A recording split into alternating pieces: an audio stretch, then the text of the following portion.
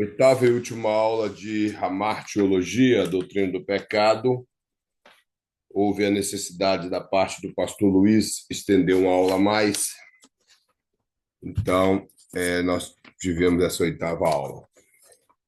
Nós vamos falar, irmãos, um pouco como se tivéssemos recapitulando todo o material que foi passado aqui, mas vamos tentar fazer da maneira que possa ajudar os irmãos dentro das perguntas. Eu não posso dar as informações assim tão fácil para os irmãos, senão não seria um trabalho. Mas eu acho que a melhor maneira que nós possamos sair com algo produtivo aqui nessa noite é que os próprios irmãos tentam responder as perguntas aqui e anotando, para que depois você possa fazer o seu trabalho com mais tranquilidade. Você anota como se fosse um rascunho, observando a resposta de cada irmão. Se todos puderem participar, seria bem produtivo para que você possa tirar o melhor do que vamos falar aqui nessa noite. Então, dentro do questionário, dentro da matéria, nós estudamos sobre essa doutrina do pecado, falamos a respeito do termo que designa essa doutrina, que é a martiologia. Falamos a respeito do pecado, o que realmente se traduz a palavra pecado dentro do campo teológico. Falamos a respeito da origem do pecado, as consequências do pecado. Falamos sobre a natureza do pecado. Então, nós falamos tudo do que está nas perguntas. E a apostila está bem explicada, está bem resumida, está fácil de achar as respostas.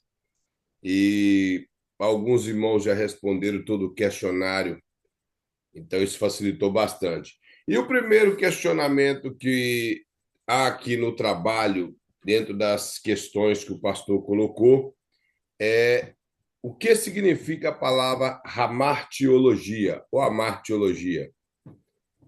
Alguém tem uma resposta que possa nos dar aqui para ajudar os demais irmãos na sala? Mas essa é mais fácil, né? É a palavra martiologia vem do grego, armatia, que significa erro, pecado, e logos, que significa estudo. Isso. Então, resumindo, a matiologia significa estudo ou tratado a respeito do pecado. Isso é hamartiologia. Eu Você, posso responder o que é que eu coloquei? sim, porque você pode colocar também suas palavras de maneira que ela não vai fugir tanto da apostila e nem tampouco do significado real da palavra. Então você pode Uhum. pôr suas palavras. Pode falar, irmão. Eu coloquei, é o estudo do pecado, suas origens, natureza e consequências. O termo vem do grego arma, armatia, que significa pecado. É um conceito importante em teologia, especialmente nas tradições cristãs, pois analisa a condição humana em relação ao pecado e a necessidade de redenção. Perfeito, irmão. Só não posso isentar a irmã do trabalho, porque eu não tenho essa autoridade. Amém. Ficou bem completo, muito perfeito, de acordo com o pensamento do próprio pastor, aqui, de acordo com a apostila. Mais alguma pessoa? Dentro do termo hamartiologia, o que vem a significar essa palavra?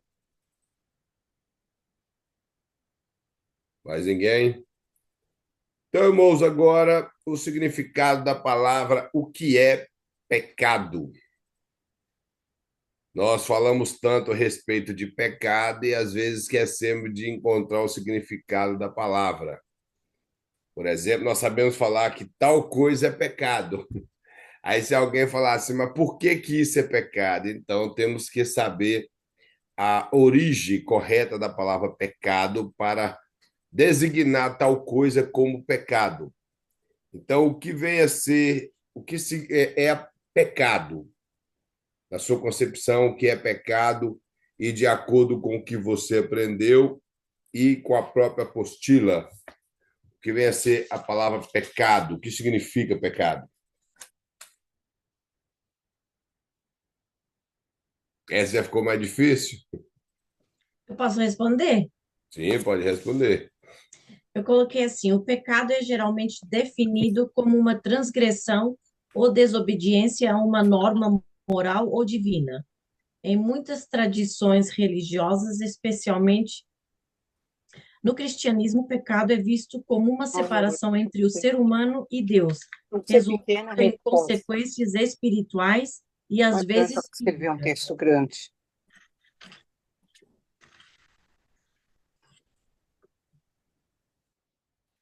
Mas terminou? Sim, eu, particularmente, estou de acordo com o pensamento da irmã. Mais alguém? Eu sou mais prática, né? O meu texto não é grandão, assim, não. A irmã colocou o quê? Eu coloquei assim, ó. Pecado é um ato e um estado de vontade pessoal contra Deus e a vontade de Deus. É o mal que consiste em ação, omissão ou estado contrário de qualquer lei de Deus dada a criaturas racionais. Ué, você colocou poucas. As suas palavras foram pouquíssimo menos do que as dela. Tá quase o Ah, mesmo tempo. eu tenho mais, posso? Pode falar, sim. Depois da espirituais e às vezes físicas. Depois eu escrevi: existem diferentes tipos de pecados, como o pecado original, que se refere à condição herdada da humanidade após a queda de Adão e Eva, e os pecados pessoais, que são ações específicas que vão contra os ensinamentos de Deus. O pecado pode envolver não apenas ações erradas, mas também omissões, como não fazer o bem quando se tem a oportunidade. Ô, irmã, desculpa aí, mas eu acho que essa parte sua última aí é a parte 5, quais os tipos de pecado. Você emendou um no outro. Eu não sei não, olha aí, Kleber.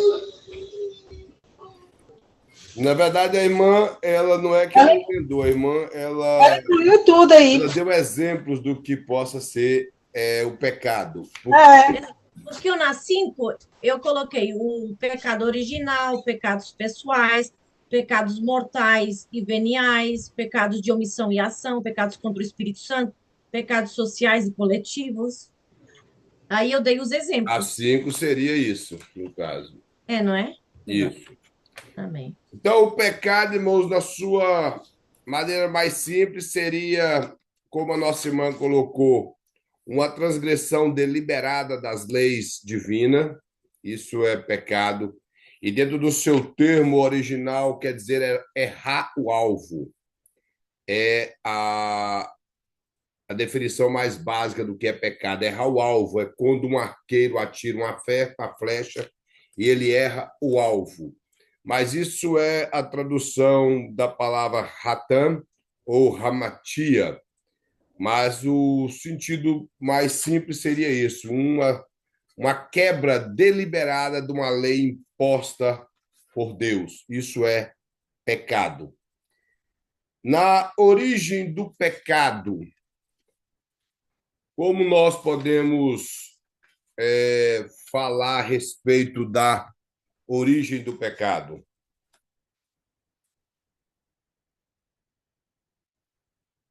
Que os irmãos entendem a respeito da origem do pecado, onde, apesar que o pastor... Essa número 3 eu peguei outro dia da sua aula, que a gente estava falando sobre. Uhum. Eu peguei isso de você. Eu coloquei assim: o pecado cometido no céu quando houve a rebelião entre os anjos, liberada por Lúcifer por causa de sua soberba. Sim, Mas esse tema, assim, irmãos, de acordo com a pergunta do pastor, como é um trabalho, eu creio que deveria especificar porque que o pastor não deixou claro se essa origem seria a origem no mundo angélico ou a origem no mundo material. Então, talvez seria mais fácil explicar as duas.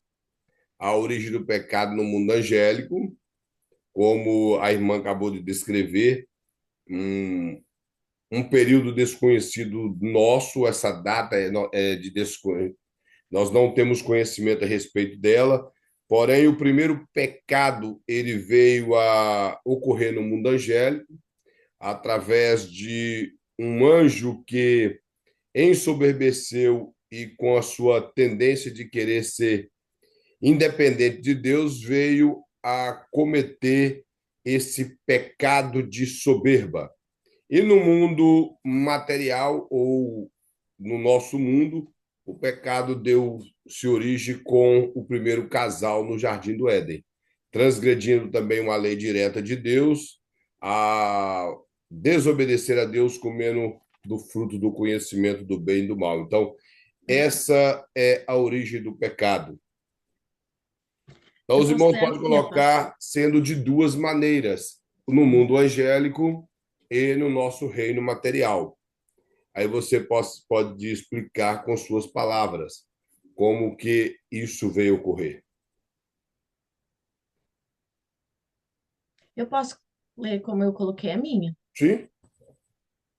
Eu coloquei assim, na narrativa bíblica, a origem do pecado é frequentemente atribuída à queda do homem, que é descrita no livro de Gênesis. De acordo com essa história, Adão e Eva, os primeiros seres humanos, desobedeceram a Deus ao comer do fruto da árvore do conhecimento, do bem e do mal.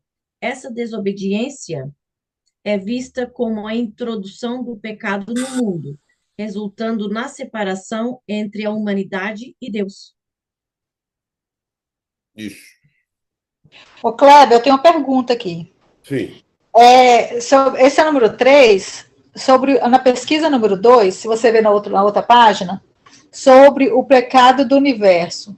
Se você coloca essa pesquisa aqui no o primeiro pecado do universo, vem isso tudo que você acabou de falar, porque foi isso que eu coloquei aqui. Entendeu? Deixa eu ver. Assim, eu pesquisei na apostila, olhei no computador, olhei, fiz minhas pesquisas, entendeu? E realmente aqui embaixo também Praticamente tem. tudo isso que você falou aqui no número 3 é a mesma resposta do número 1. Então, a resposta do meu Entendeu? texto pode simplesmente colocar a origem do pecado se originou na raça humana. Esse seria o sentido mais básico de onde se originou o pecado, na raça humana. Porque já que nós estamos estudando o pecado, então estamos falando para nós.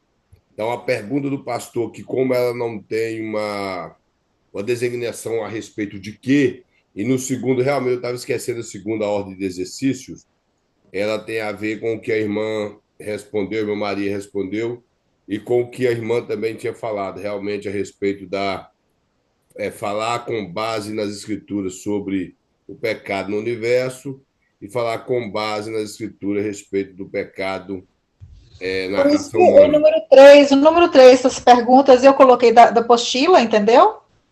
Uhum. E a pesquisa, a segunda pesquisa sobre o primeiro pecado do universo, eu fiz como pesquisa mesmo. No caso, a irmã utilizou a Bíblia, que o pastor pede. Isso, a Bíblia e na apostila dele, eu comparei um com o outro. Ok, então é isso mesmo. Mas no caso aqui, a origem do pecado, é como eu disse, os irmãos podem resumir a origem do pecado. Como eu já falei, não há erro em você dizer que o pecado no mundo angélico se originou com a queda de Satanás e na raça humana com a queda do primeiro casal. E já na segunda pesquisa, aí que você vai especificar os textos a respeito. Se a irmã perceber, o pastor não está pedindo um resumo teológico do assunto. Ele está simplesmente falando sobre o primeiro pecado no universo, ele está falando, fale com base nas escrituras. Então, aqui a irmã teria que fazer um resumo baseado nos versículos bíblicos que a irmã vai apresentar. Por exemplo, os versículos bíblicos do pecado no universo. Eu suponho que aqui o pecado no universo, o pastor deve estar falando do primeiro pecado realmente, que seria a queda do anjo, que hoje tem o nome de Satanás ou diabo. Então, aí a irmã teria que basear nas passagens que tem a respeito disso e na raça humana, a passagem que também fala a respeito. Então, seria uma pequena explicação dos versículos ou um todo da passagem. Não precisaria explicar versículo por versículo, mas dar um resumo de cada uma das passagens relacionadas ao pecado no universo e o pecado na raça humana. Então, aqui realmente está diferente da pergunta de número 3. Os irmãos entenderam a pergunta de número 3?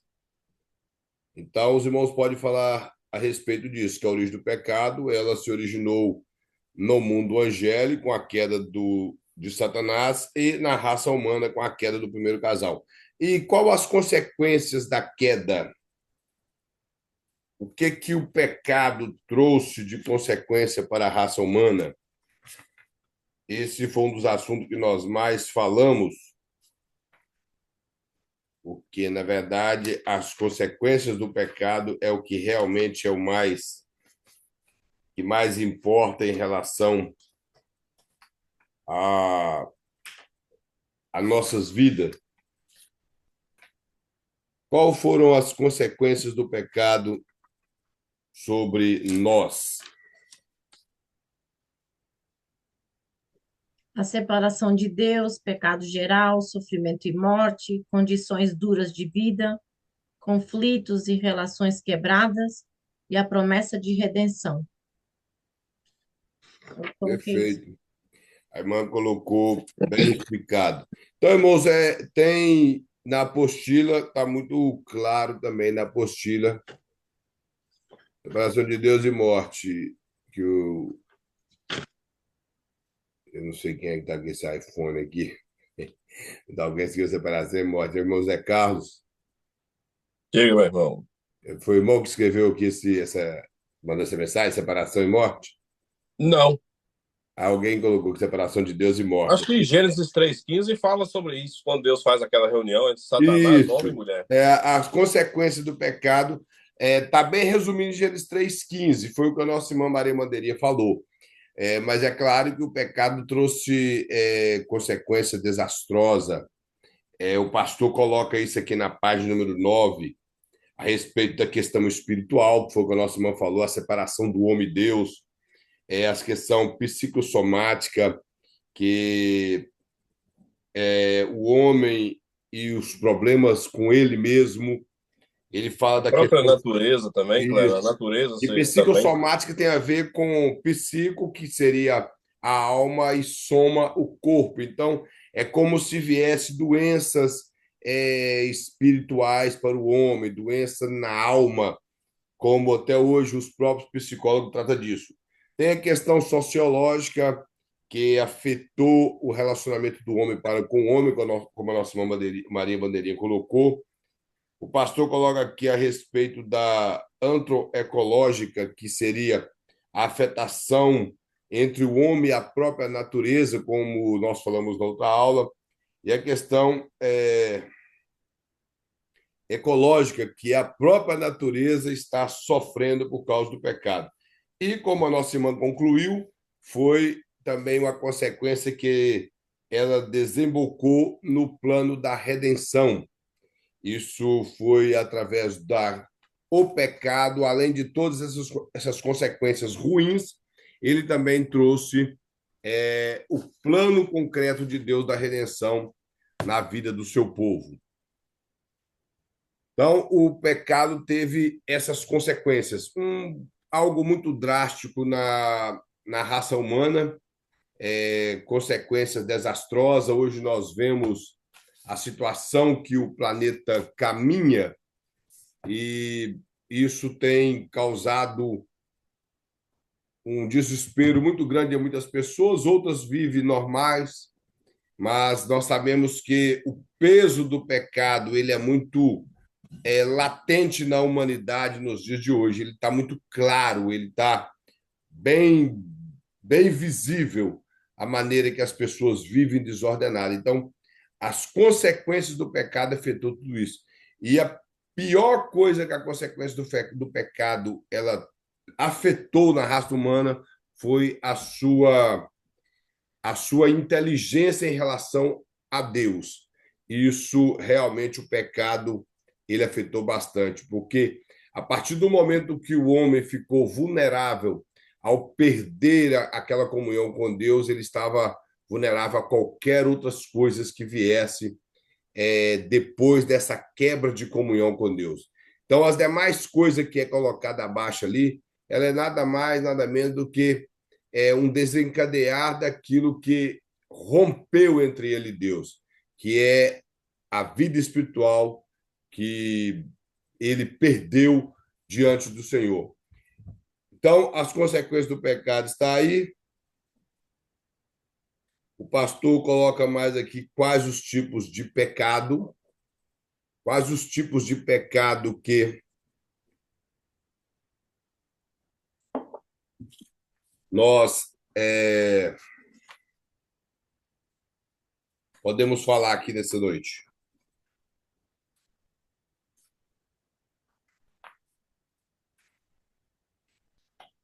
Tipos de pecado.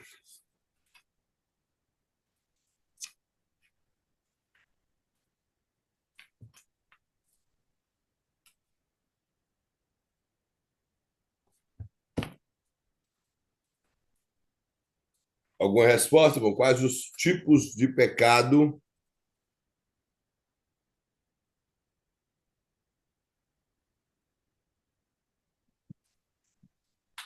Ninguém?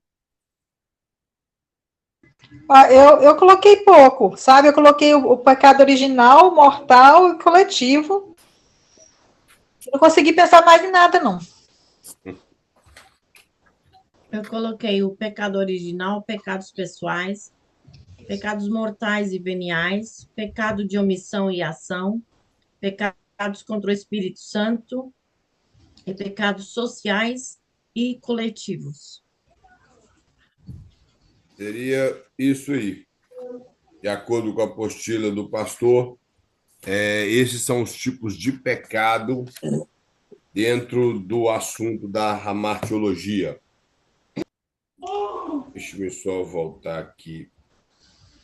Qual página que tá? Eu vou achar aqui. Esse eu não encontrei a página.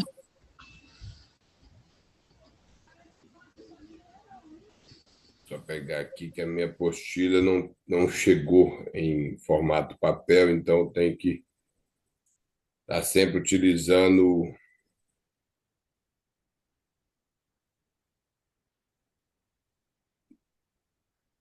o telefone para pecados.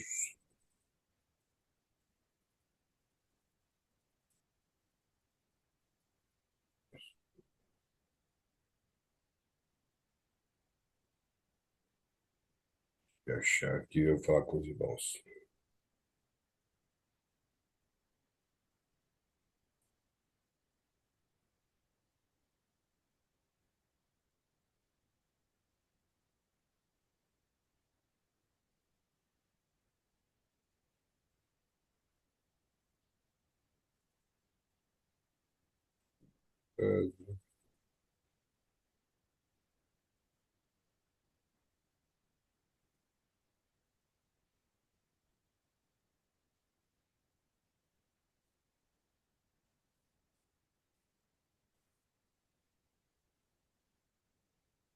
Dá um momento aí, irmãos, que eu tenho que achar pelo telefone.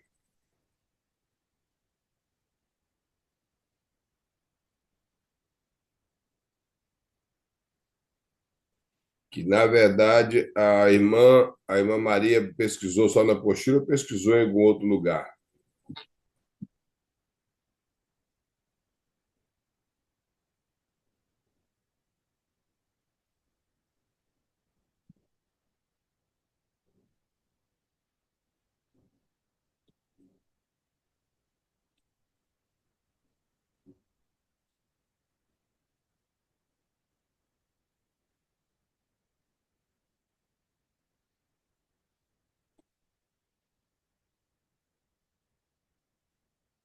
Que na verdade eu não estou encontrando aqui, não sei se é porque está no telefone, tá, fica ruim de achar.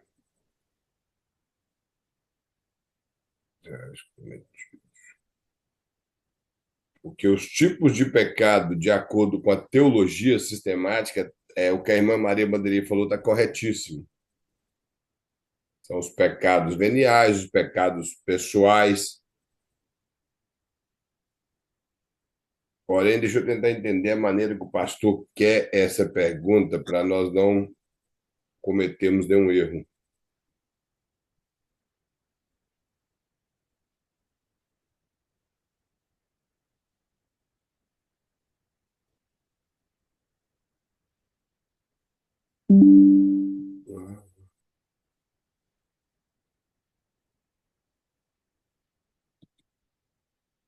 Irmã Maria Bateria, a irmã tirou essas respostas da apostila ou a irmã pesquisou em outro material? O Google está nessa ordem. O Google? Não, porque o meu livro de teologia tem isso, nos livros de teologia sistemática eu tenho. Mas aqui na apostila realmente parece que não tem isso. Nós não falamos a respeito desse assunto. Tem apenas, né, nos livros teológicos que eu tenho. Ele não, na apostila não fala com essas palavras. Isso é no geral, né? Por Uhum. exemplo, os pecados pessoais. A gente sabe que os pecados pessoais têm a ver com a nossa vida pessoal. Os mortais, é, os da morte, né?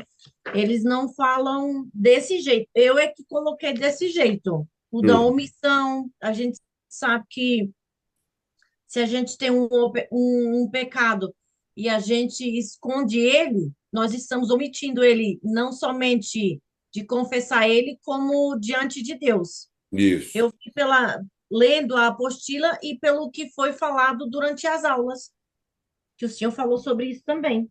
Uhum.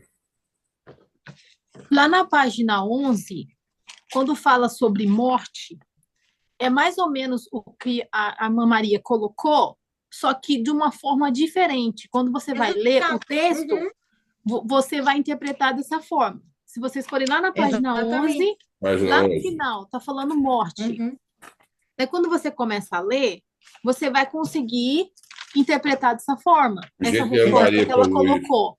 Isso, ela colocou de forma, tipo assim, o que ela colocou, original, os pecados pessoais, os pecados Uhum. mortais, a omissão, é mais ou menos os textos que o professor coloca aqui e cita. Exatamente, exatamente. Eu mesmo que na apostila, quando fala as consequências da queda, fala no espiritual, no psicossomática, e eu coloquei do meu jeito. Uhum.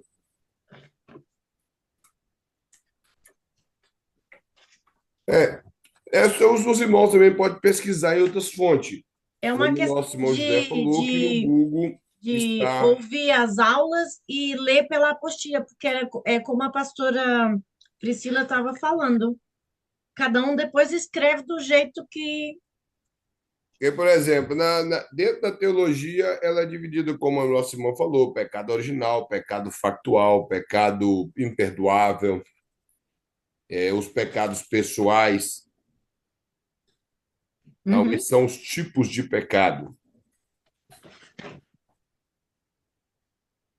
Dentro desse livro teológico de teologia que eu tenho aqui, ele descreve dessa forma os tipos de pecado, como pecado fatual, que é toda violação consciente que decorre do pecado original. Então, mas é claro. Por exemplo, eu coloquei pecados sociais, mas na Bíblia, na página 11, ele fala dos distúrbios sociais.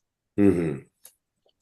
Então, eu deduzi que também pode ser pecado, porque ele fala: esse conflito com o próximo também logo se manifestou entre os irmãos, chegando ao ponto do fra, fratidício, mais adiante, Lameque. Então, eu Mas no fui. caso do pecado, quando se fala desse pecado na questão social, aí eles teriam nomes como inveja, Uhum. a pessoa ser maldosa com o seu próximo. Esse, no caso, seria os pecados. Ele teria um nome, no caso, em relação a pecados contra a sociedade, contra o nosso semelhante. Então, ele teria nome como fazer maldade, matar, roubar a pessoa, então já seria outro campo.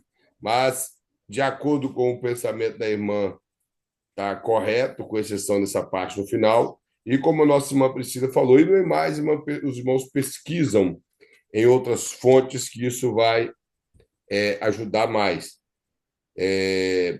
O Google é uma fonte muito boa, tem que tomar cuidado um pouco com a Wikipedia, mas não é mais.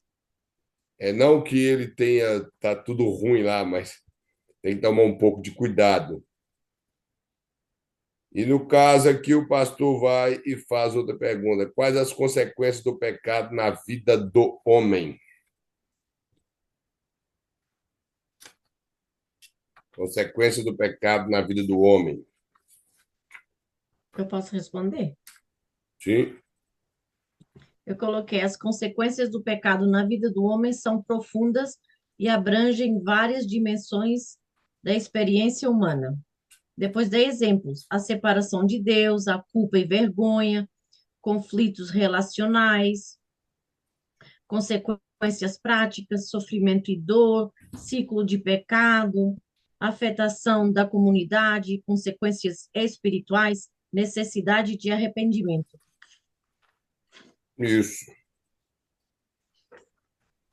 Seria como o nosso irmão José de Souza falou, está lá em Gênesis 3, quando Deus chama o casal e dá a sentença para os dois.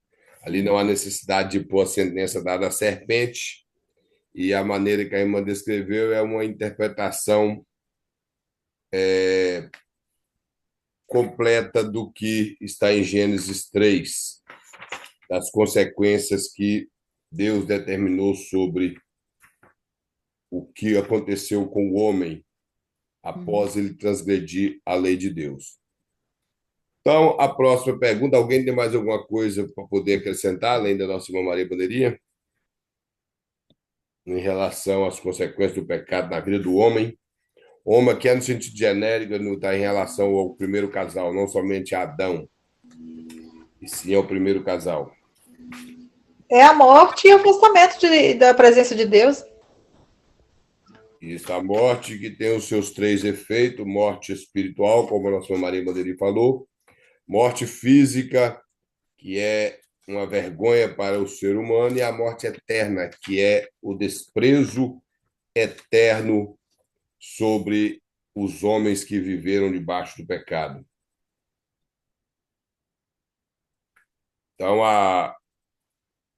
e esse sofrimento que desencadeou na vida do homem, tudo é consequência do pecado e está registrado em Gênesis 3.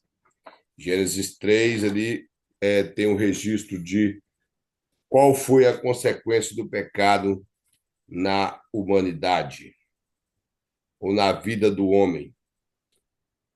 Aí o pastor faz a pergunta: o que é pecado pessoal?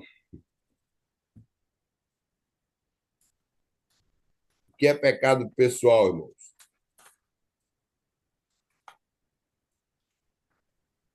Eu posso dizer a minha? Sim? Irmãos, está lembrando a quando a sua Maria Bandeirinha ela lê que os irmãos não podem copiar a resposta dela e passar para frente, porque o pastor vai observar isso. Então, os irmãos pesquisam, aproveitem a ajuda dela, mas pesquisam, não podem. A pesquisa é isso, eu ouvi um ou outro fazer a sua própria. Pode copiar a resposta. Eu não sou igual a irmã Bandeirinha, ela coloca tudo completo, eu vou lá no resumo. Mas pode ler, mas...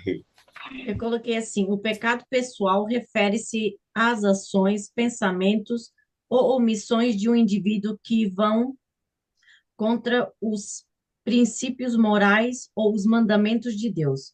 Ao contrário do pecado original, que é uma condição herdada da humanidade, o pecado pessoal é algo que cada pessoa comete voluntariamente. Tenho intencionalidade. Depois eu coloquei tipos de pecados pessoais, pecado de ação e pecado de omissão. Depois eu coloquei as consequências, arrependimento e perdão, responsabilidade individual e crescimento espiritual. Isso. Então, o pecado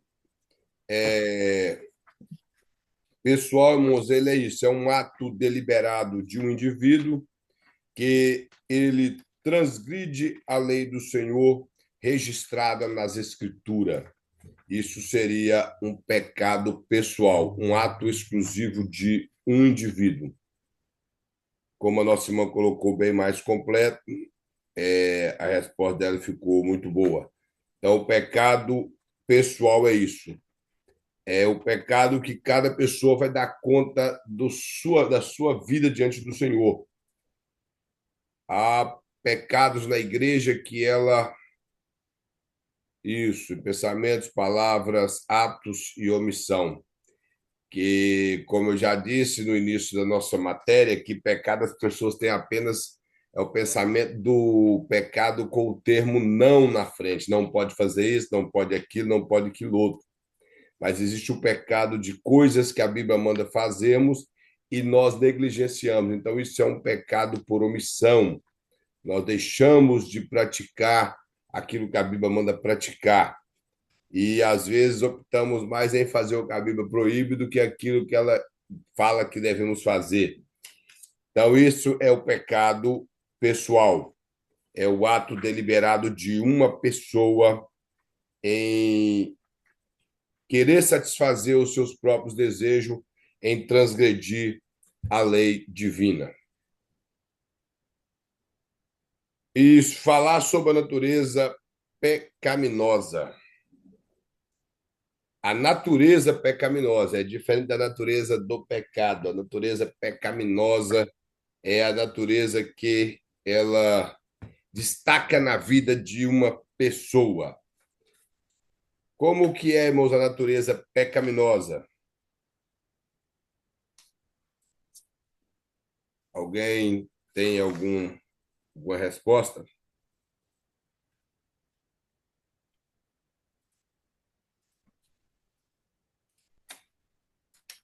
Alguém quer falar?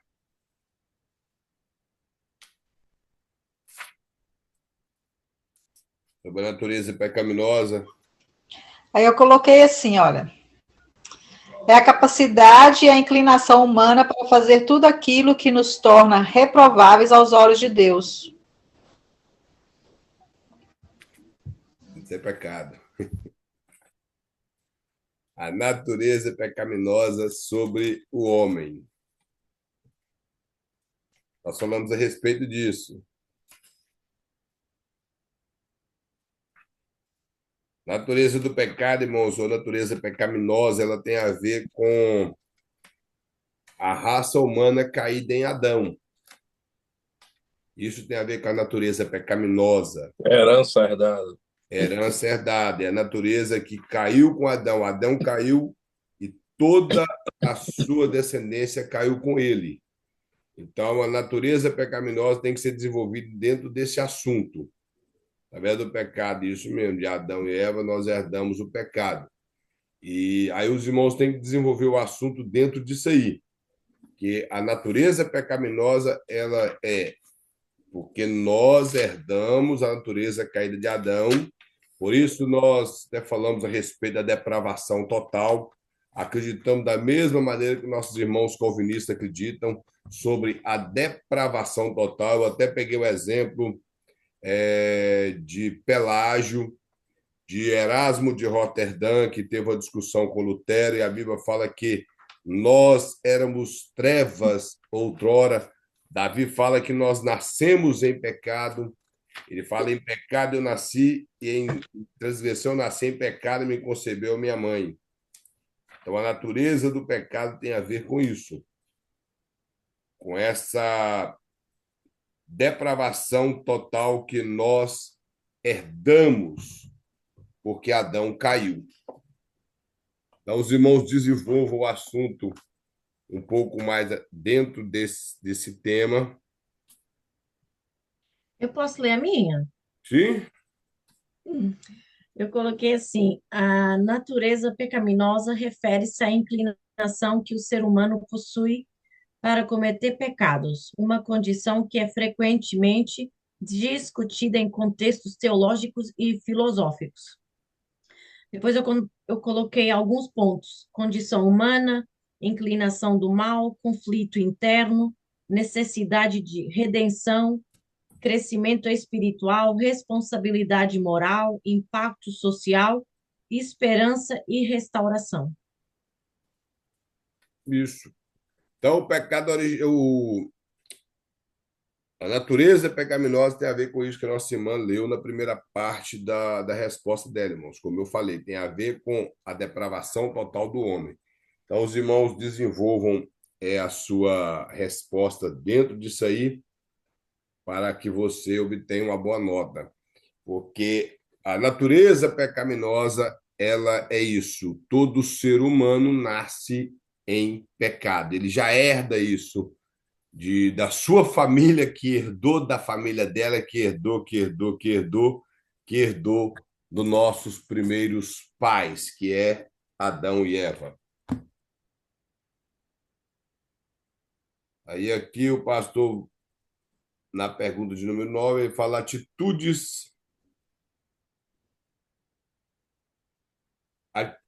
quais as atitudes o cristão precisa ter em relação ao pecado? Qual seria a nossa atitude em relação ao pecado? Eu coloquei as atitudes que um cristão deve ter em relação aos pecados são fundamentais para a sua vida espiritual e moral. Essas atitudes ajudam a moldar o comportamento e a relação do indivíduo com Deus, com os outros e consigo mesmo. Depois eu coloquei alguns pontos: reconhecimento do pecado, arrependimento sincero, busca pelo perdão, compromisso com a santidade, prática do amor e da misericórdia, vigilância espiritual, crescimento espiritual, testemunho pessoal, dependência da graça e a esperança e redenção. Sim. Resumindo, irmãos, as atitudes que o cristão precisa ter em relação ao pecado é reconhecer e se arrepender. Então, daí os irmãos desenvolvam, porque os irmãos não podem dar uma resposta tão curta dessa para o pastor, né?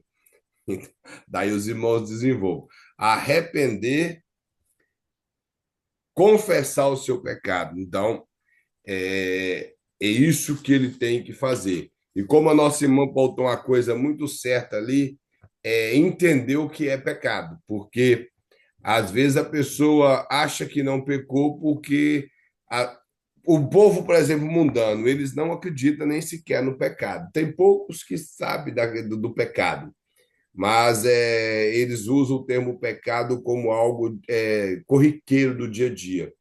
Mas nós que somos servos do Senhor temos que entender quando nós pecamos, confessar e se arrepender, melhor, se arrepender e confessar o nosso pecado.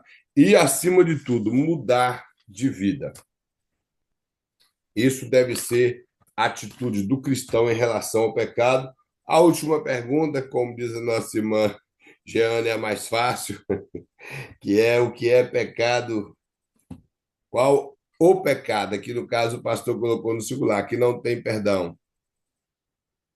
Isso mesmo. Blasfêmia contra o espírito, né? Isso, o cristão deve, como nossa irmã colocou, o cristão deve evitar situações pecaminosas, que é o policiamento na vida do cristão. Uma das coisas importantes que a irmã falou aqui realmente é isso. Além dessas atitudes porque Jesus, quando na oração conhecido como oração do Pai Nosso, ele fala: Senhor, não nos deixe cair em tentação. Isso é uma coisa interessante que ele preocupou antes do pecado acontecer. E na maioria das vezes nós preocupamos depois que pecamos. Os irmãos já repararam isso? Que poucos de nós oramos para Deus nos livrar do pecado. Nós lembramos de pedir perdão, mas não lembramos de pedir livramento do pecado. E a nossa irmã Tani colocou uma coisa muito séria: essa vigilância que nós temos que ter, o policiamento da nossa vida para não topar com o pecado de uma vez e acabar cedendo a ele. E como a nossa irmã respondeu, isso, está todos os instantes, ele está nos rondando. Nossa irmã respondeu a última pergunta, que como o pastor colocou no singular, eu creio que o assunto seria esse: o pecado que não tem perdão é a blasfêmia contra o Espírito Santo. Se alguém queira, e que eu acho que ficaria melhor, explicar o que é blasfêmia contra o Espírito Santo na hora que você for colocar a resposta do seu trabalho, seria importante. Explicar o que seria blasfêmia contra o Espírito Santo. Eu só coloquei assim, ó, que a blasfêmia contra o Espírito Santo é considerado um pecado imperdoável, ou seja, eterno. Resumi tudo. Eu sou prática. Porque os irmãos lembram que é blasfêmia contra o Espírito Santo?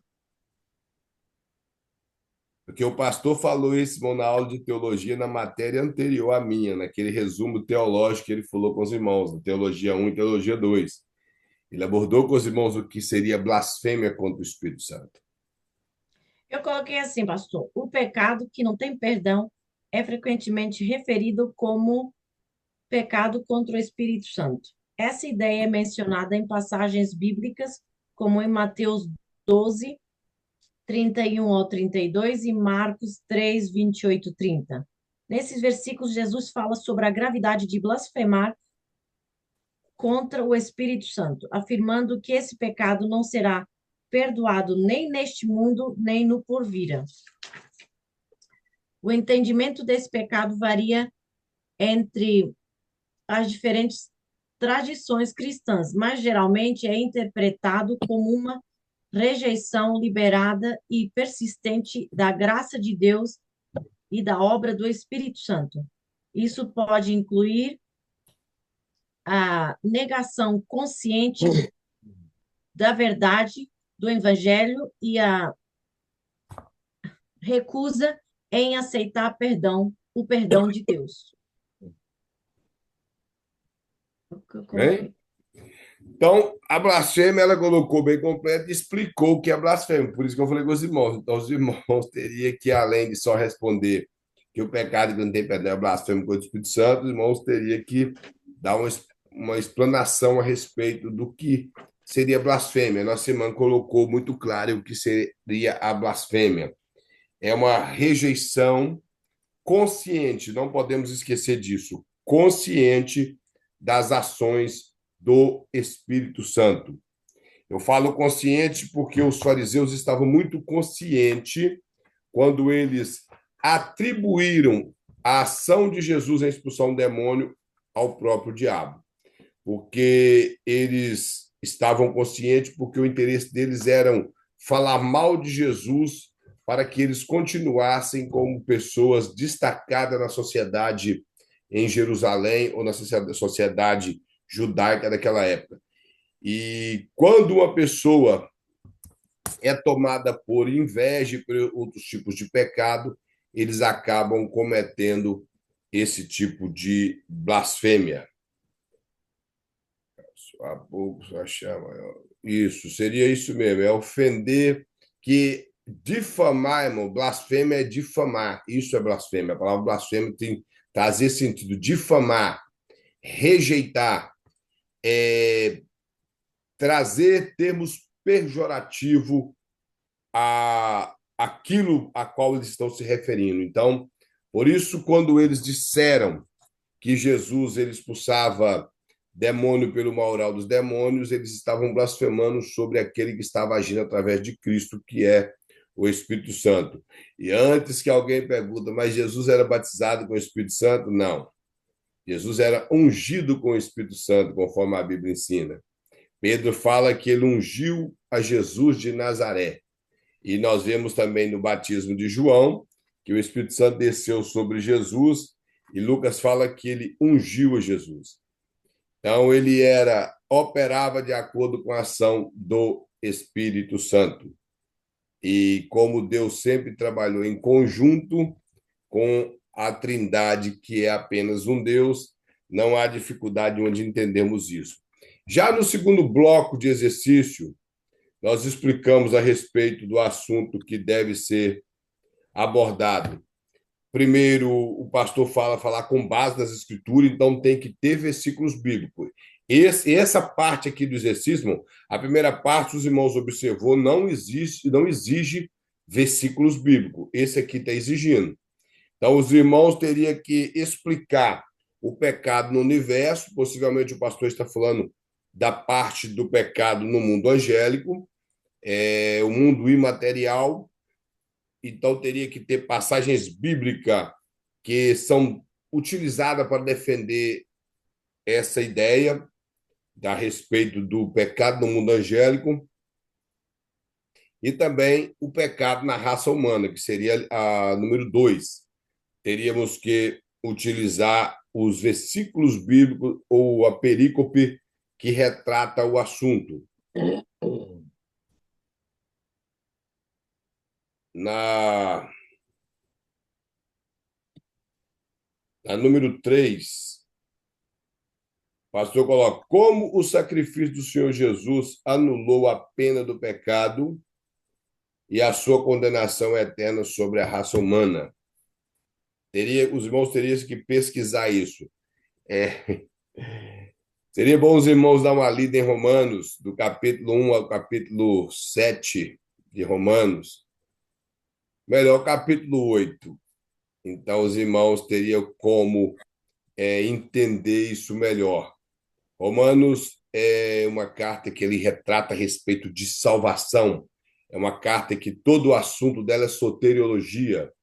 Ela, juntamente com Gálatas, são cartas que retratam a respeito da doutrina da salvação. Então, nada melhor do que utilizar a carta aos Romanos para isso. E como que o sacrifício de Jesus anulou a pena do pecado. Porém, uma coisa a carta aos Romanos, ela explica isso como... Porque se eu falar aqui, vai ficar de mão beijada para os irmãos. Eu realmente não posso falar. E quase que eu falei 2 vezes já, ao ler a pergunta. Que está lá Entra o em terceiro aí, Romanos, com pessoal. muita facilidade de enxergar. Então, como o sacrifício de Cristo, a morte de Cristo. Uma dica somente para os irmãos: a morte de Cristo, irmãos, é chamada de morte vicária. É uma palavra em latim, os irmãos sabem o que é vicário? Substituto. Então tá aí, já está muito caminho andado para os irmãos entender como que o sacrifício de Jesus anulou a pena do pecado e sua consequência eterna sobre a raça humana. Todos os sacrifícios do Velho Testamento, eles eram substituto da raça humana, os irmãos sabem disso. Porém, os sacrifícios do Velho Testamento, eles apontavam para um sacrifício perfeito, conforme o escritor aos Hebreus descreve, e esse sacrifício, eles apenas cobriam o pecado, o sacrifício dos animais. Mas todo animal que morria, ele morria em substituição, como o nosso irmão José de Souza falou, vicário quer dizer substituto. Ele morria em substituição à raça humana naquela época. Então, Cristo morreu da mesma maneira. Porém, o pastor pede aqui como que isso anulou a pena do pecado sobre nós. Porque qual é a pena do pecado? A pena do pecado é a morte. E a morte eterna. A consequência do pecado gerou em 3 tipos de morte, como nós já falamos: morte espiritual, separação do homem para com Deus; morte física, a separação do corpo e da alma um do outro; e a morte eterna, que é a separação completa de Deus, onde o homem ficará eternamente sofrendo. Então, a morte de Jesus Cristo, o sacrifício dele, anulou esse poder da morte sobre a raça humana que aceita Cristo como Senhor.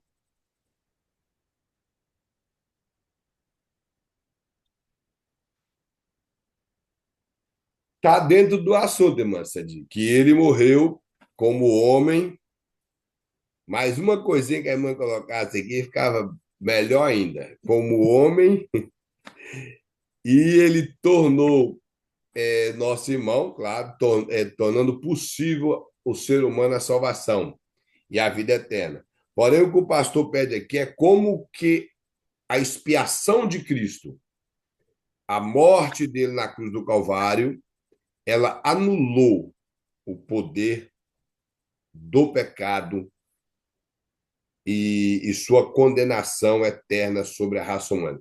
Eu falei uma coisa com os irmãos, que os irmãos não podem esquecer isso. O que dá força ao pecado é a lei. Os irmãos lembram que eu falei isso? Paulo fala isso. Paulo fala isso em Coríntios. Ele ainda fala lá em relação a. Inclusive, está falando até da eternidade. 1 Coríntios, capítulo 15, e versículo 51 a seguir, quando ele fala isso que eu vos digo um mistério, nem todos dominaremos, mas todos seremos transformados. Mais embaixo ele fala o seguinte, versículo 54, ele vai e descreve que a última trombeta soará, isso que é mortal se revestirá de imortalidade, isso que é corruptível se revestirá de incorruptibilidade. Ele fala assim, e então se cumprirá a palavra que está escrita, tragada foi a morte pela vitória. Onde está, ó morte, a tua vitória? Onde está, ó morte, o teu aguilhão? O aguilhão da morte é o pecado, e a força do pecado é a lei. E se os irmãos forem lá em Colossenses, capítulo 2, versículo 14 e 15, os irmãos irão observar que Jesus, ele fez algo extraordinário. No capítulo 2, versículo 14, ele fala assim, ó, tendo cancelado o escrito da dívida que era contra nós e que constatava de ordenança, isso está falando dos 10 mandamentos, o qual nos era prejudicial, removeu inteiramente e encravou na cruz. Aí o versículo de número 15 fala assim, despojando os principados e as potestades, publicamente os expôs ao desprezo, triunfando dele na cruz. Por que o diabo ele utilizava da lei para poder acusar os cristãos da velha aliança e também para acusar as pessoas hoje? Quando alguém quebra uma lei de Deus, a primeira coisa que quando ele tenta se arrepender de alguma coisa, o diabo começa a querer falar para que ele não tem jeito mais. Porém, a Bíblia deixa claro que Jesus pegou essa dívida, essa cédula de dívida, que era os 10 mandamentos, que ele era impagável. Nós não conseguíamos nunca cumprir os 10 mandamentos. Então, os 10 mandamentos, para tentar adiantar para os irmãos, os 10 mandamentos só revelavam que nós somos pecadores. Quando o ser humano olhava dentro dos 10 mandamentos, ele entendia que ele era pecador, nada mais do que isso.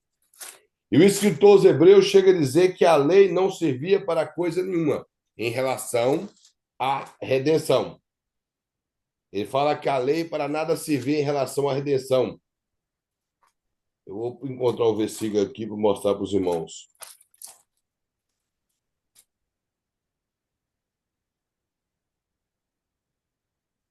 O interessante sobre isso aí, irmão Kleber, se olhar bem, sobre o tribunal dos pecadores, tínhamos um juiz, tínhamos um acusador, tínhamos um réu, mas não tínhamos um advogado.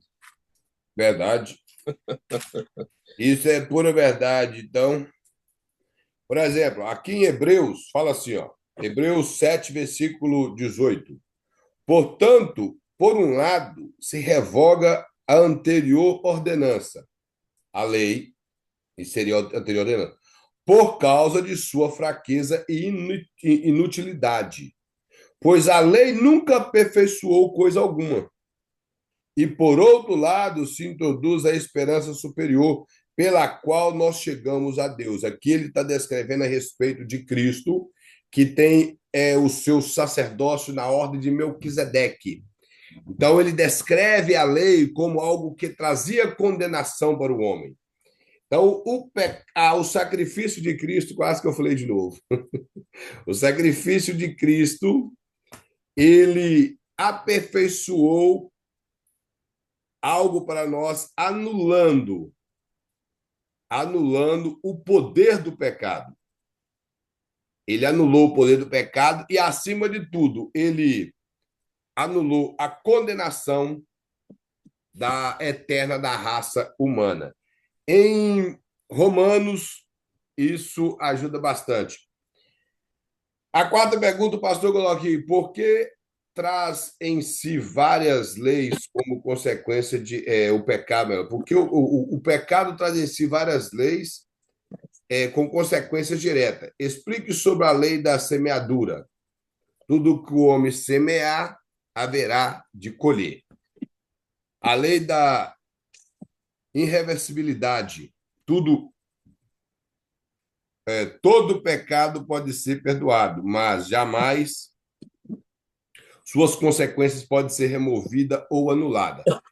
O pastor está querendo aqui que os irmãos escrevam o seguinte: nós sabemos que o que nós plantamos, nós colhemos. Ninguém planta abacate e colhe goiaba. Ele planta abacate e colhe abacate. A Bíblia fala que o que nós semearmos nessa carne, colheremos também nessa carne. E eu espero que as pessoas consigam colher o que planta aqui, porque colher na eternidade sem Deus seria a pior coisa. Então, por exemplo, dentro da questão da agronomia, tudo que nós plantamos, ele floresce em proporção maior. Os irmãos já repararam isso?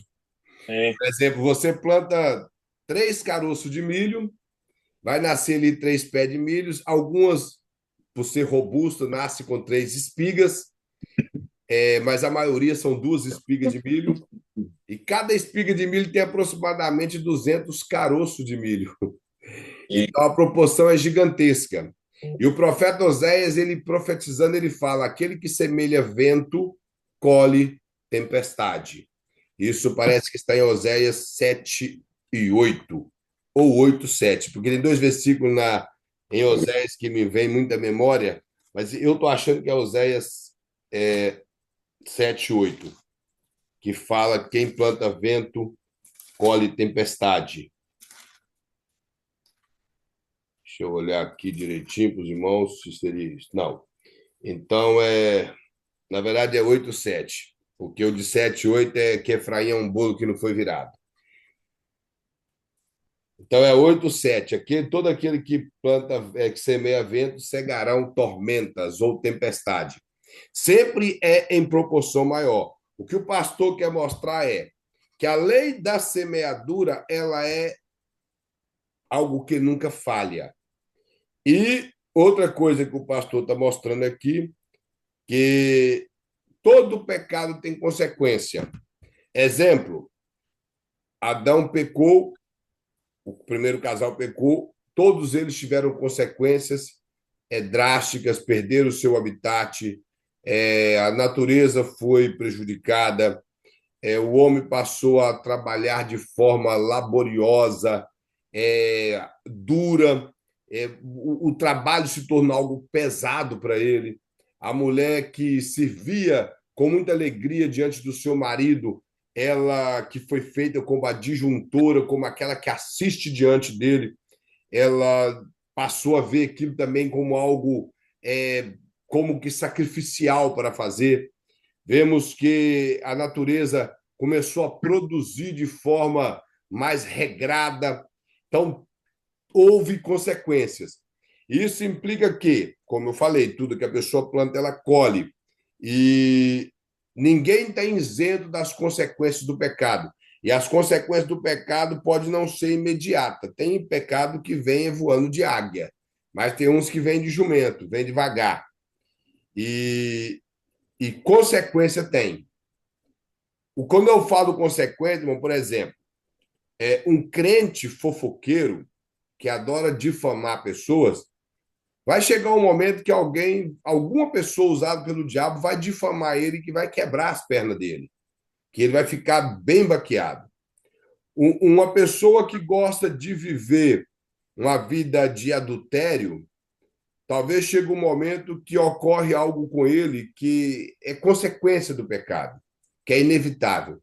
Então, uma pessoa mentirosa que esconde coisas vai chegar um momento que vai acontecer alguma coisa com ele que é a consequência daquele pecado. Então, tem coisas que não tem como não acontecer.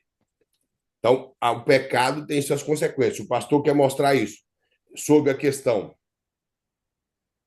da lei da semeadura e da consequência daquilo que nós fizemos em carne. Então, ele fala que é a consequência direta e a lei da irreversibilidade, ou seja, é algo que não tem como se reverter, que é as consequências dos pecados que nós cometemos aqui. E por último, ele fala: por que Satanás jamais poderá ser perdoado? Isso aqui, irmão, tem muitas hipóteses, tem muitos questionamentos a respeito de por que o diabo ele não pode ser perdoado. O pastor alegou com os irmãos na matéria passada com os irmãos. Eu tenho uma visão a respeito do assunto. A primeira é que, na minha concepção, os irmãos não podem copiar isso, os irmãos podem trabalhar em cima do assunto. Eu não estou dando uma resposta aqui, mas uma das coisas que eu observo é que o diabo, ele para obter perdão, tem que ter arrependimento. E o que se entende pela Bíblia é que ele nunca teve interesse de arrependimento. Nós sabemos que na raça humana o arrependimento o perdão só é obtido através de um sangue perfeito, que é o sangue de Cristo. Então, na raça humana, o perdão está ligado ao sacrifício de Cristo. Nós não podemos dizer que um perdão dos anjos estaria ligado a um sacrifício. Claro que não. Os anjos não têm carne, não têm sangue. Mas se Deus quisesse perdoar os anjos, perdoaria. Mas como o diabo tem livre-arbítrio, como nós temos livre-arbítrio, eu acredito que ele nunca passou em nada nele de se arrepender. O Rodrigo Silva fala que o diabo sentou na porta do céu, eu não sei como que é sentar na porta do céu, porque eu acho que ele imagina que o céu seria um palácio gigantesco com portas enormes, e ele ficava sentado na porta do céu, tentando entrar para falar com Deus para pedir perdão. De acordo com o Rodrigo Silva, Ellen Golden White teve essa visão, porque ela é o espírito de profecia da Igreja Adventista. Isso aí, irmãos, eu não copio isso não, que isso é heresia, tá? Ele fala que o inferno, um dia eu estava vendo um estudo dele, ele fala que o inferno é finito. É finito? Sim. Não, os adventistas, eles acreditam no aniquilacionismo, que todos serão aniquilados no final.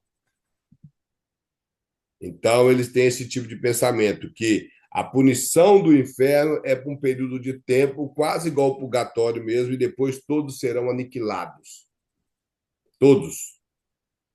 Isso seria menos penoso. Menos mal, né? Porque sofrer seria o mal menor. Porque sofrer eternamente é uma coisa, e ter um período de tempo sofrendo e depois se desfazer em nada seria o mal menor. Agora, dentro, irmão, porque o diabo não pode ser perdoado, eu acredito que uma das coisas é que ele nunca teve interesse de arrependimento. Então, eu acredito que no mundo angélico, além de tudo, é no corpo que eles pecaram. Tudo isso influencia. O corpo, eles não têm interesse de arrependimento. Foi uma ação deliberada, porque os anjos também têm livre-arbítrio. Nós vemos isso, que nenhum anjo mais caiu, e eu creio que todos os anjos foram criados no mesmo dia, quando Deus criou os anjos. Então, eu estou dizendo, eu creio. Se os irmãos creem diferente, não importa. Mas eu acredito que todos os anjos foram criados no mesmo dia, porque os anjos não procriam. Então, eles foram criados de uma vez só. Porque Deus, ele é poderoso e ele pode criar, poderia ter criado até o mundo de uma só vez. Ele criou em etapas para nos ensinar a trabalhar em etapas. Mas o mundo angélico foi criado de uma só vez. E eu acredito que uma das coisas é o corpo que o diabo pecou, ele não tem desejo de arrependimento, nada disso, porque se ele tivesse, Deus sabia. Então, ele não teve desejo de arrependimento, como não tem. E hoje, as pessoas falam assim: ah, mas se ele arrependeu hoje? Bom, eu creio que é impossível aquele infeliz se arrepender. É impossível. Então, Um não, dia, não ô há essa Kleber, possibilidade. um dia eu vi um vídeo de uma criança orando para Deus perdoar o diabo. Que bom que ela é inocente. Mas existe um pensamento chamado universalismo. E existem teólogos bons, teólogos bons. Um dos teólogos que, inclusive, é realmente a enciclopédia dele é muito boa. Nós temos ela aqui em casa, ela é muito boa. A minha esposa, ela é fã número um dele. Mas ele acredita nisso, no universalismo, que é o Champlin. O Champlin é universalista. Ele acredita nesse pensamento que o diabo pode, no final, ser perdoado. Tá Existe, parecendo a caverna do dragão, ué. aparece, existe muitos outros teólogos. John Stott, que também é um bom teólogo, eu tenho algumas literaturas dele, tem esse pensamento. Nós temos alguns pregadores calvinistas e arminianos que têm essa linha de pensamento no aniquilacionismo, no aniquilacionismo ou no universalismo. E isso não tem base bíblica em lugar nenhum. Ele simplesmente utiliza algumas traduções e fala que lá a palavra aniquilar tem a ver com aniquilar realmente, desfazer a pessoa. Igual, por exemplo, Jesus fala assim: olha, não tema aquele que pode somente matar o corpo, mas tema aquele que pode matar o corpo e fazer perecer no Guiena a alma. Então, perecer na nossa língua portuguesa é algo que vai se deteriorando, certo? Ela vai se consumindo e acaba. Mas no grego, não é ali o termo perecer, não tem esse sentido. E a Bíblia, irmão, nós temos que utilizar dicionários teológicos para interpretar a Bíblia. Dicionário Lexos, e não dicionário da língua portuguesa, apenas. O dicionário da língua portuguesa ajuda a interpretar a Bíblia, porém, os dicionários próprios para um estudante de Bíblia é Lexos das línguas originais, isso quer dizer Lexos, e dicionários teológicos. Esses são os dicionários da Bíblia, que acompanha. Pode ter um dicionário de língua portuguesa, claro, do lado ali para acompanhar. Mas se quer fazer uma exegese para entender um texto bíblico, para não criar uma heresia, temos que ter esses tipos de dicionário. Então, irmãos, eu imagino isso, que uma das razões que o diabo possa não ser perdoado está aí em relação ao corpo qual ele pecou, que é um corpo espiritual, corpo perfeito, e pelo fato de que não há nele sequer sombra de arrependimento. Acessibilidade também, não, o Kleber. Isso. Ele é irreconciliável. Ele é irreconciliável. Então, isso está nele, na natureza dele. Ele não tem interesse de arrependimento. Bom, nós já Irmão falamos Cleber, você tem um versículo um versículo para para esse poder último? falar do diabo para não que ele não, na verdade Tem. nós não temos. É porque a Bíblia em si, seus irmãos, como eu falei na aula passada, a Bíblia em si ela não preocupa falar do diabo. O diabo, todas as vezes no Velho Testamento que o diabo apareceu, parece que foram 3 vezes, que é no livro de Jó, o termo Satanás, aparece em 1 Crônicas e aparece no livro do profeta Zacarias. E se opondo a Zacarias, se opondo a Jó, se opondo ao rei Davi. Isso é o Satanás, o adversário, que seria o significado da palavra Satanás, nesse sentido de ser esse anjo caído. Temos o episódio da serpente, a maneira que ele usou a serpente, mas ali não era o próprio Satanás, então ele só usou a serpente. E no Novo Testamento nós vemos demônios, nós vemos a ação do próprio diabo, que seria o termo grego, de tentador, sendo essa figura que alguns compreendem como sendo o maioral dos demônios, seria quem dá ordem aos demais demônios, que é Satanás, ou diabo, a palavra grega.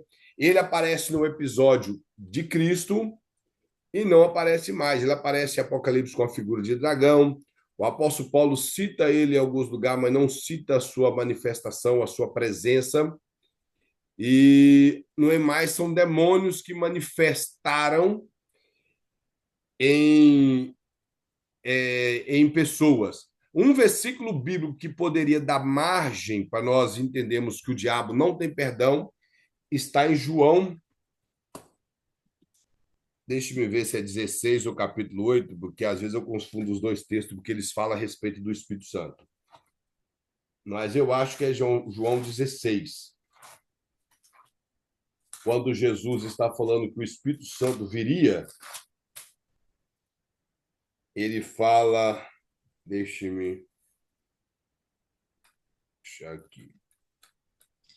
Tem o Isaías 14, do 12 ao 15, que fala: Como caíste do céu, ó estrela da manhã, filho da alva, como foste lançado por terra, tu que debilitavas as nações.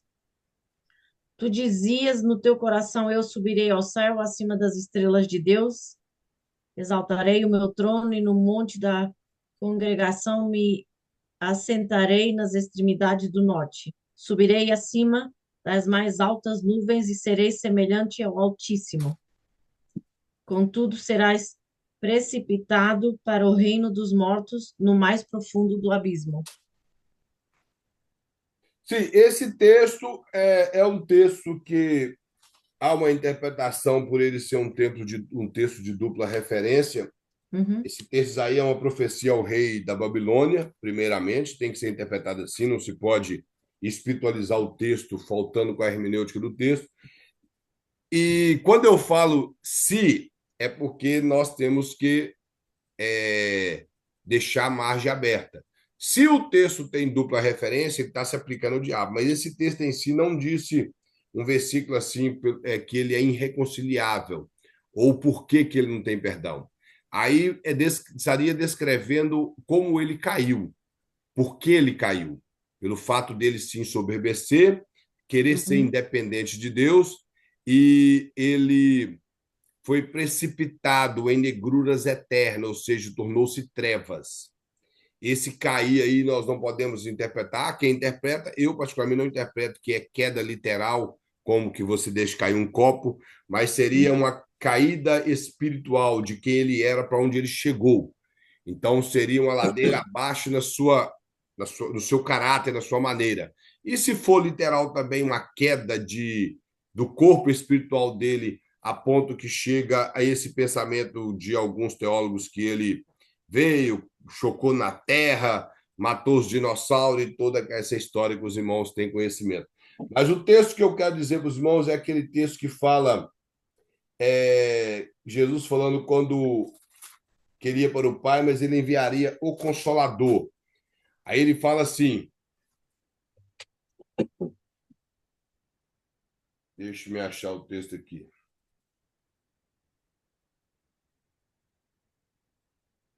Tá, o versículo de número 11 do capítulo 16, que fala assim, Jesus, na verdade, o versículo 10, ele fala, ó, o versículo 8, quando ele vier, está falando do Espírito Santo, convencerá o mundo do pecado, da justiça e do juízo. Aí ele explica, do pecado, porque não creram em mim.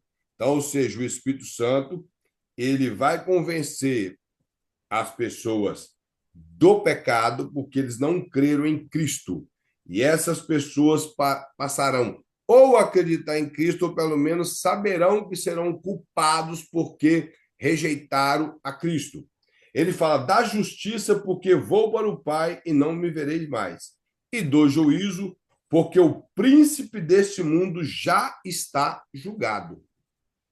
Então, esse versículo mostra que o diabo não tem perdão, porque ele já está julgado. Eu particularmente diante desse versículo, eu entendo que após a queda do diabo, de acordo com Isaías 14, se esse versículo faz referência realmente à queda do diabo, nesse período Deus já julgou, já deu a sentença dele. Vocês não estão entendendo? Então, essa é a razão que ele também não tem perdão. Ele já foi sentenciado nesse período desconhecido nosso, desse tempo que nós não sabemos qual é, porque se o tempo passou a contar na Terra para nós não sabemos como que é na eternidade e como ele fazia parte da eternidade, ele foi julgado neste momento. E nesse momento que ele já foi julgado, já foi sentenciado à perdição eterna. Então, esse é uma base. O único versículo que eu poderia apresentar para os irmãos seria esse. Amém? Os irmãos, se tiver alguma dúvida, os irmãos podem deixar alguma mensagem no meu privado, até mesmo no grupo, de repente, que o pastor não vai importar de ajudar na pesquisa com os irmãos. Se os irmãos também puderem conversar entre si, de repente, os irmãos... Eu já ia falar que eu vou me aliar a Maria Bandeirinha aí, ó. Então, desenvolveria bastante o pensamento dos irmãos em relação ao trabalho. Amém, irmão? Nós vamos agradecer ao Senhor e, como já foi avisado, na próxima segunda-feira nós não teremos aula, de acordo com o que o pastor deixou no seu áudio, em relação à saúde da esposa dele, por ele ter que locomover de sua cidade a outra cidade para resolver esses assuntos pessoais. Então, na próxima segunda, nós não teremos aula, mas retornamos depois, já no dia 25. Deixa eu me checar. Acho que é isso, dia 25. Retornamos dia 25 já com a nova matéria do curso Bacharel em Teologia. Eu vou pedir o pastor para postar para os irmãos, se ele tiver um tempo essa semana, qual seria a próxima matéria, para os irmãos já ficar cientes da matéria que estaremos estudando na próxima aula.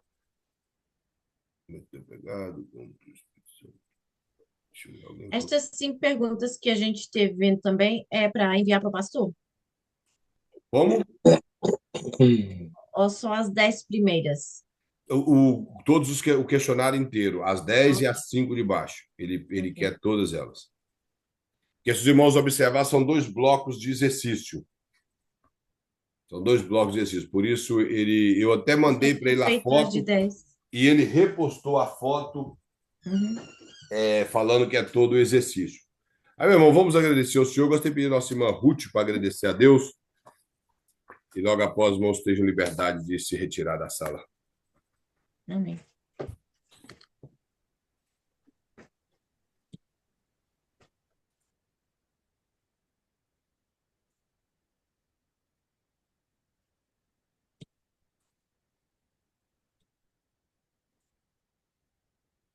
Tá dando para me ouvir? Sim, agora sim. Vocês estão me ouvindo? Amém? Sim. Sim. Senhor, meu Deus, nós te agradecemos por esta aula, Senhor, onde podemos aprender, Senhor, nessa pesquisa, podemos aprender e também podemos, Senhor Jesus, nos conscientizar com responsabilidade daquilo que nós temos que zelar, Senhor, com respeito ao nosso aprendizado. Peço que o Senhor esteja nos capacitando a realizar esse trabalho com excelência, que haja desejo no nosso coração de querer aprender mais. Quero te agradecer pela vida do nosso irmão Kleber, que tem se disposto a estar nos ensinando, Senhor, a estar abençoando as nossas vidas, a vida do pastor Luiz também, juntamente com sua família, nesses momentos de dificuldade que ele tem passado, que o Senhor venha supri-lo de todas as necessidades, esteja abençoando a cada aluno, Senhor, deste curso de bacharel, e os demais alunos, Senhor. Nos dá graça, misericórdia, nos dá força para prosseguirmos com ânimo neste aprendizado, Senhor. Nos capacite a cada dia. Em nome de Jesus, eu te agradeço por tudo desde já. Amém e amém. Amém, irmãos. Bem, que Deus em Cristo abençoe a todos. Todos tenham uma excelente noite.